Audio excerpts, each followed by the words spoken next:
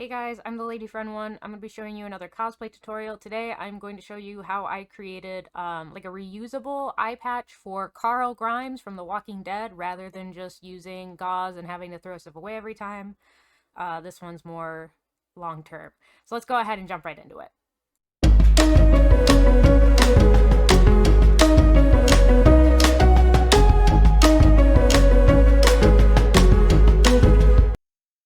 To start, I'm using like this gauze-like white fabric that I got at Joann's from their like Halloween collection, and I'm just cutting a kind of large square out of that first. And then what I do is I place it over my eye and kind of look in a mirror to see how exactly it looks over my eye so I can scale it down to the perfect size.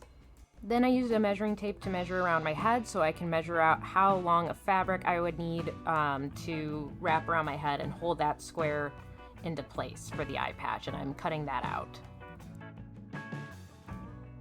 From there, I got a hot cup of water, like an actual like boiled water, and some standard black tea bags, and I started tea painting along all of the edges and slightly into the middle of all of the fabric pieces. I didn't go too heavy since the fabric would start to like have the tea run through it, so that's why I kind of kept it to the edges instead of the middle.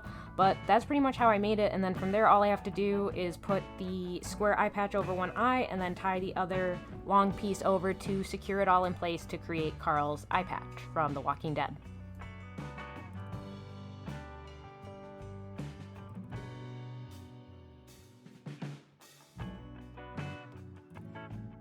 Thanks so much for watching this cosplay crafting tutorial. Sorry if it was a bit of a mess. If you want to see what we made actually with the finished cosplay, make sure to check the links in my description and let me know what your crafting questions are in the comments. Don't forget to subscribe so you can see what I'm crafting up next. Bye-bye!